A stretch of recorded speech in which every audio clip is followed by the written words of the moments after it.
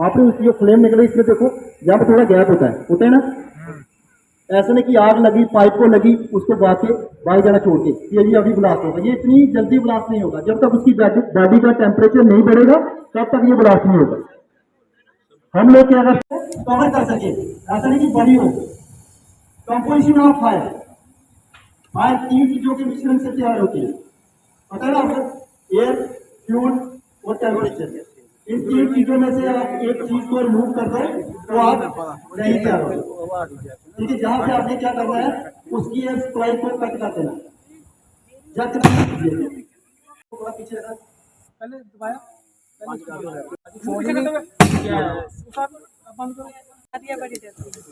जोर से। जब भी आपने कोई तरह डिमॉन्स्ट्रेशन प्रैक्टिस करना है, अपना दुपट्टा बांध लेना है, ठीक है, कोई ऐसा कपड़ा उसके ऊपर नहीं गिर जाए तो जितना बन आगे हाथ जाएगा तो वो चल जाएगा, एक इंच का गैप होना चाहिए, बिल्कुल साफ में फ्लोर पे। ज़्यादा हाथ जाएगा तो वो जल जाएगा, बिल्कुल साफ में। हाँ जी,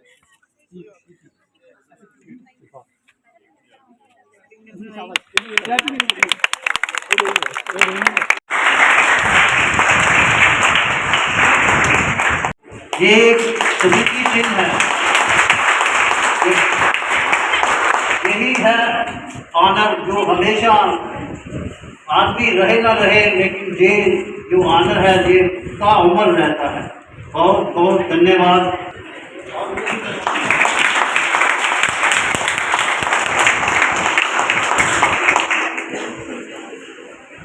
एक लेक्चर भी है आपके लिए कि जब घर में कोई मेहमान आए तो उसको किस तरह से विदा किया।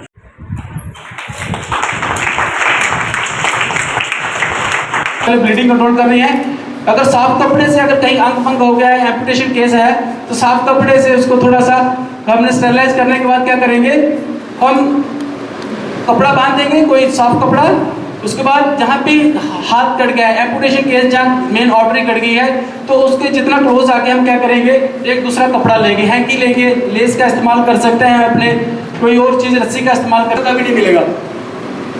ज़्यादातर केसेस में हो सकता है विक्टिम आपको सीधा मिले, लेकिन विक्टिम चांसेस ज़्यादा है विक्टिम या तो उल्टा कोलैप्स होगा प्राउन पोजीशन में, जहाँ विक्टिम साइडवाइज होगा, लेटरल रिकवरी पोजीशन, रिकैम्बेंट पोजीशन में होगा, जहाँ विक्टिम सीधा स्पाइन पोजीशन में होगा। इन तीनों पोजीशन में आपने क्या करना है, विक्टिम को बिल्कुल सेफली आपने सबसे पहले आपने क्या करना है, विक्टिम को अगर किसी भी आपकी हेल्प करने के लिए जा रहे हैं तो आप उसको उल्टी तो उसकी हेल्प नहीं कर सकते, इसलिए आपको उसको स्पाइन पोजीशन में लेके आना पड़ेगा। हल्के से रोल करते हुए ये देखना है कि क्या विक्टिम का एयर में खुला है, कहीं उसको कोई ऑब्स्ट्रक्शन तो नहीं है, ये आपने चेक करना है। कैसे चेक करेंगे, फर्स्ट ऑफ ऑल आपने क्या करना है, विक्टिम का ट्रोमा केस है, आपको बताया गया वो ट्रोमा मेडिकल केस, अगर ट्रोमा केस है तो आपने क्या करना है, विक्टिम के पीछे जाके कोनिया लगा के नीचे ग्राउंड पे जैसे विक्टिम पड़ा है तो आपने क्या करना है, उसको जॉ थ्रस्ट मेथड से एयर भी ओपन करना है। भाई jaw thrust method suspended spinal injury को मान के चलते हैं कि अपने धीरे से चिन को पुश करना है, आगे की तरफ करना है। सर्कुलेशन के लिए क्या करते हैं, जो अनकॉन्शियस विक्टिम होता है, जो अनकॉन्शियस बेहोश हो गया, जो कोलैप्स हो गया, नीचे गिर गया है, जो आप जिसको आप टैकल कर रहे हैं, जिसको देख रहे हैं, उसके लिए कैरोटिड पल्स चेक करते हैं। अनकॉन्शियस विक्टिम की कैरोटिड पल्स जहाँ पे होती है, ठीक है, बिल्कुल साथ में, और इसका प्रेशर होगा 1 से 1.5 इंच, और सेम 30 टाइम, और 2 time rescue breath. Continue process है। कब तक है, जब तक वो विक्टिम, जब तक वो पर्सन रिवाइव नहीं हो जाता, जब तक उसको हम हॉस्पिटल कंप्रेस कम करना है, 1 इंच तक उसका प्रेशर जो है डेप्थ होना चाहिए। और अगर आप 2 फिंगर से करेंगे, थंब से भी कर सकते हैं, ये आपको कार्रवाई करनी है। और रेस्क्यू ब्रीथ कैसे देंगे, रेस्क्यू ब्रीथ हम आपको बताएंगे, नीली पोजीशन में आ जाए, जितना क्लोज हो सके विक्टिम के क्लोज स्टेट, बॉडी वेट ऊपर, ठीक है। 1 मिनट में कम से कम 100 से लेकर 120 टाइम एक ही स्पीड से। जब एक रेस्क्यू थक जाता है तो अपने बॉडी पेयर को बोल सकता है कि आप करें, जब दूसरा बॉडी पेयर रेस्क्यू ब्रीथ देगा। इस तरीके से आपने 30 टाइम करने के बाद, रुकने के बाद रेस्क्यू ब्रीथ देना है।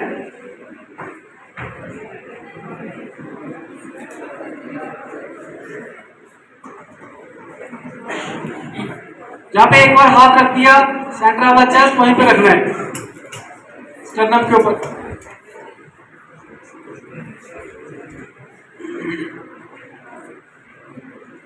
हमारे हार्ट की लोकेशन कहाँ पे होना चाहिए कि इसको चोकिंग हुई है।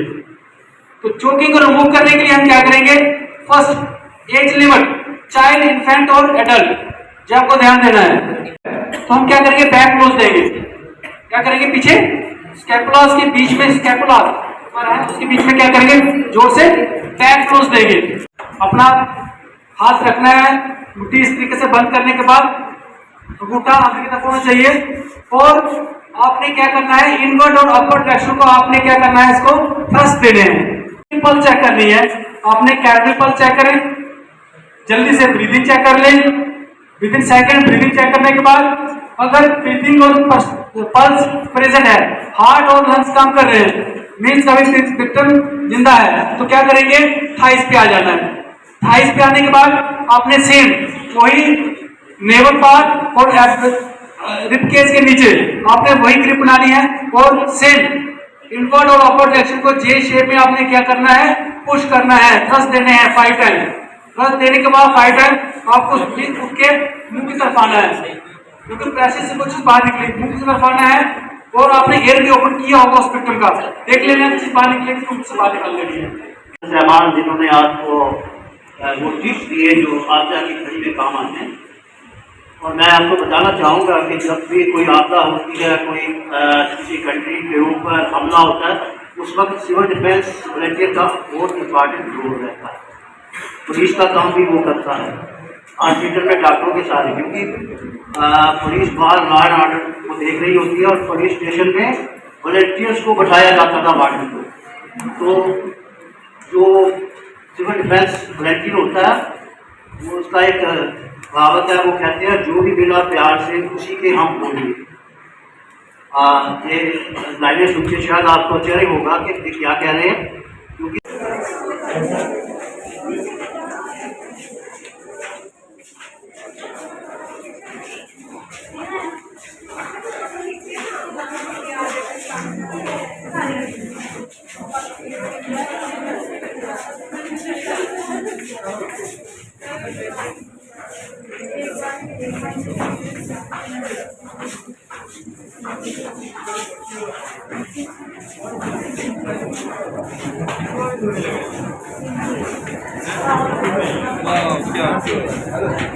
प्रोग्राम का अंदर फर्स्ट एड के बारे में बताया मेरे साथी ने कि अगर कोई भी डिजास्टर आता है या कोई एक्सीडेंट हो जाता है तो किस दौरान आपने कैसे उसकी हेल्प करनी है, किस तरीके से करनी है, कैसे उसकी ब्लीडिंग को कंट्रोल करना है, तो किसी को हार्ट अटैक आ जाता है कैसे उसको सीपीआर देना है।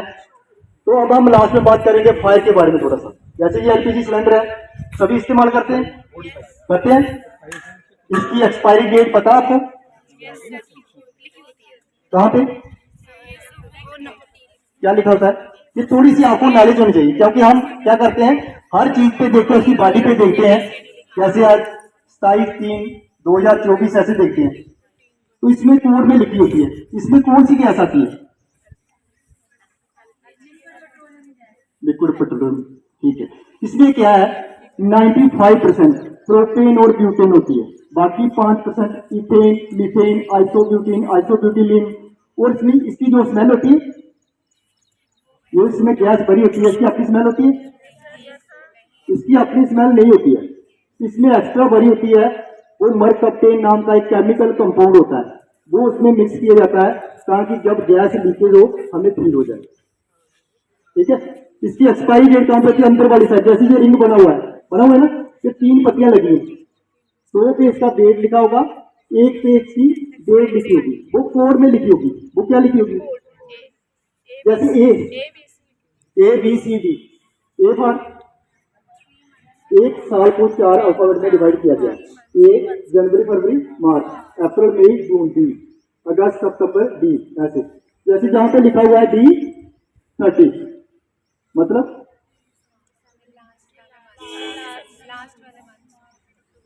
दिसंबर 2030 को ये एक्सपायर होगा, ठीक है। जब भी आप सिलेंडर लेने जाते हैं तो देख के लेना है कि एक्सपायर हो, कोई भी चीज अगर एक्सपायर हो जाती है तो आपको पता बहुत नुकसानदायक होती है, ठीक है।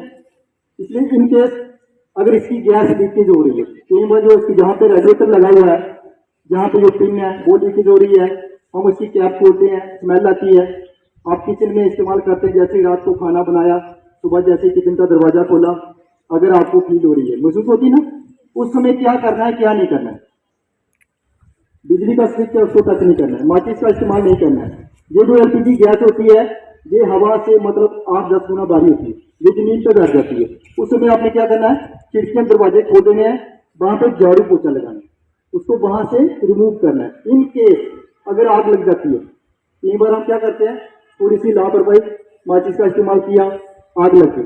कई बार क्या होता है, जो पाइप होती है वो पुरानी हो चुकी है, रेगुलेटर वो पुराना हो चुका है, हम टाइम पे इसको चेंज नहीं करते हैं। इन केस अगर आग लग जाती है तो हमने क्या करना है क्या नहीं करना है, क्योंकि कई बार क्या होता है, हमारी किचन छोटी होती है ना, वहां पे मटेरियल ज्यादा होता है।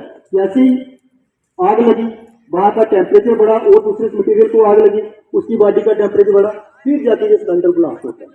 इन केस अगर आपके सामने कोई ऐसा फायर का इंसिडेंट हो जाता है तो आपने घबराना नहीं है, सीखे हुए तरीके से उसकी आग को बुझाना है। ठीक है, सबसे पहले हम बताएंगे अगर आग लग जाती है खाली हाथ कैसे उसको कंट्रोल करना है।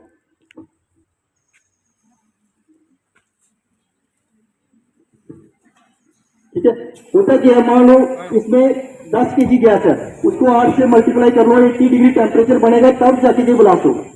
जैसे ये फ्लेम निकल रही है, आपने उसकी अपोजिट साइड आना है, पीछे जाके पहले अपनी सेफ्टी, अंदर ही बताया था डी फॉर योर डेंजर। ठीक है, पहले अपनी सेफ्टी, जो आप किसी की हेल्प करने जा रहे हैं पहले अपनी सेफ्टी का ध्यान रखना है। आपने उसके पीछे जाना है, पीछे जाके फेस को पीछे रखना है, ये ऐसे आपने उसको स्टॉप कर देना।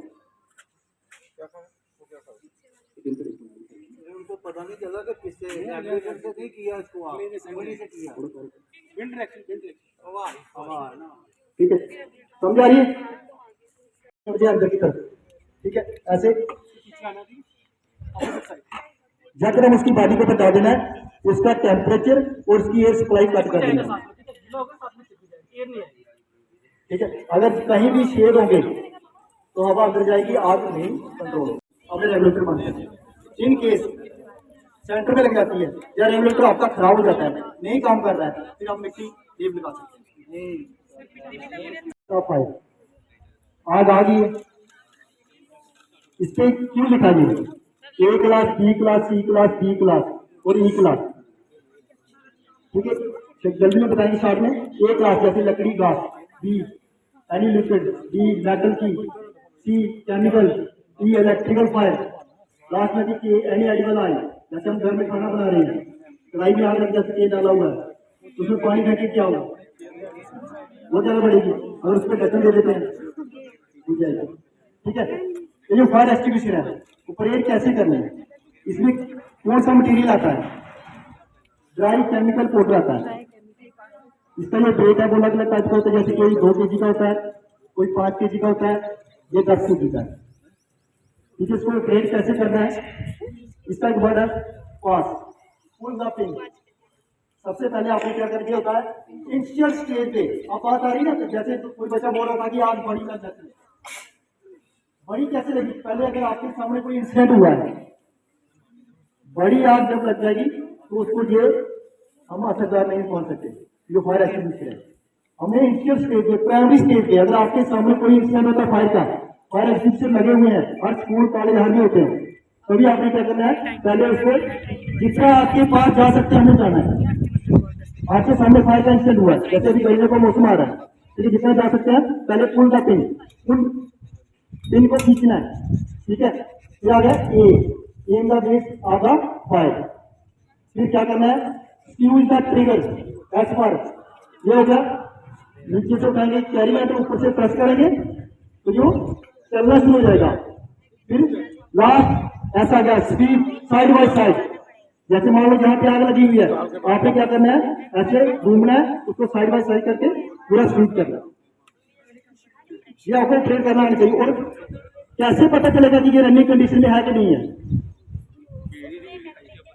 रीडर क्या है, क्या रीडर,